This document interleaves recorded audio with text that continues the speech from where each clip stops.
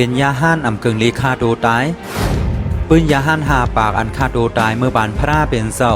ขึ้นข้าวยามกว่าเมื่อบานพระเป็นเศร้าก็ดำมานนั่นมีอยู่บอกหนึ่งพระเป็นเศร้าและโหตราอาสุภากรรมท่านปันเสยาห้านเขาหาปากที่เถิดมหาวันนั่นว่าอันเป็นตัวเฮาในอำพังลีเป็นตัวดูโตเนาเป็นที่โยกามาทางเป็นที่สู้ของอำลีในตัวเฮาในดีเอเซตนามีขีมีเยียวซื้อในดีกว่าเพราะว่าพระเป็นเซาโฮตราสุดเย้าในก็ผ่าซุ่มเซยาหันเขาก็อยู่ห้างกล้วยตาข้าวดัง15 วันเซยาหันเขาตั้งหาปากเพราะว่าไรถ่อมตราอาสุภากรรมท่านตีพระเป็นเซาเย้าเซาเหลอป้าเหลอก็ออกเซาอิ่มมือโตขันถาเซาเก่ามาเสอำเกียกโตเซาเก่ามาเส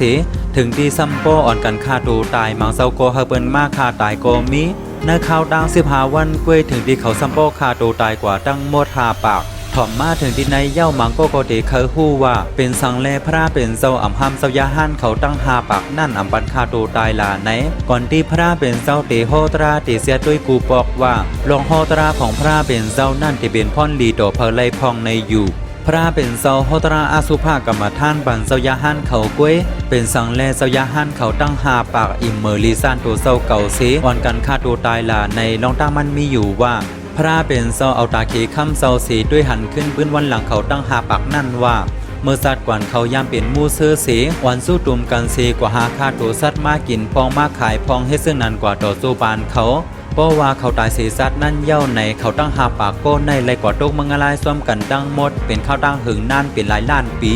เพราะว่าเขาออกสีนมึงอะไรมาเย่าไหนตั้งหลีอันเขายามไรเฮ็ดไว้นั่นซ้ำขึ้นมาห้องเอาเขาไรมาเกิดเป็นก้นสีขำเป็นยาห้านซ้อมกันตั้งหาปากถึงว่าเขาได้เป็นยาห้านเสตาก็เว้ยกาวดกรรมอันเขายามไรอ่อนกันคาซัดมาเมื่อสัตว์ก่อนนั่นซ้ำขึ้นมาซ้อมตอบแทนขึ้นดีเขาเฮเขายาห้านตั้งหาปากตายก็ซ้อมเลยลองคาโตตายแลเฮเปิ้นคาตายพ่องพระเป็นเซาวนว่าวดกรรมของเพออันเปิ้นยามไรก่อสร้างเฮ็ดมานั่นอำมีเพอห้ามไลเซายาห้านเขาเนื้อหาปากอันคาโตตายนั่นมังเซาอำไปหู้หันตราสังมังเซาก็เป็นอลิยาที่เอาโซตาปานขึ้นกว่าต่อถึงยาห้านตาโกมีสังว่าเป็นเซาอันเป็นอลิยาคาโตตายกว่าก็ถึงที่สุกติที่กัดเย็นสังว่าตึกเป็นยาห้านธรรมดาบ่ว่าบทกรรมขึ้นมาซ้อมตอบแทนขึ้นตั้นให้คาโตตายในซึ้งเซาเลยก็เตรียมมีลองมองเสสังยันวายามไรด้วยอาสุภามาเย้ากวนเฮาเมื่อตายกว่าเย้านั่นตีกว่าตีสุกติเมืองผีอำนั้นตุกติงาลายหืออยู่ที่เซอเป็นผู้แทบตัดเหมือนจึงหนังพระเป็นเซาเลลาดไว้ว่าสิทเตสังกิริเทตุคติปาติกังขา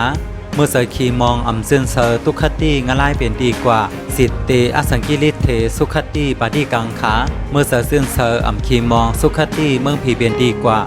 ถึงว่าเซายาหันเขาเตเดบดัสเซนเซอคาโดตายย้อนกรรมเก่าวันหลังเสดาก็กวยกาพระเป็นเซาฮอลัดเนลองแทบดัสเซนเซอซึ่งไหนไว้ว่ายาหันเขาตั้งเสียงเว้ยลองเฮ็ดสร้างของเซายาหันเขาหาปากอันคาโดตายซื่อนั่นอำลีเป็นอำลีเยืองเฮ็ดซ้อมอำกึ่งแลบอำสะดังเฮ็ดของเซายาหันเซออำไล่อำลีเฮ็ดในอยู่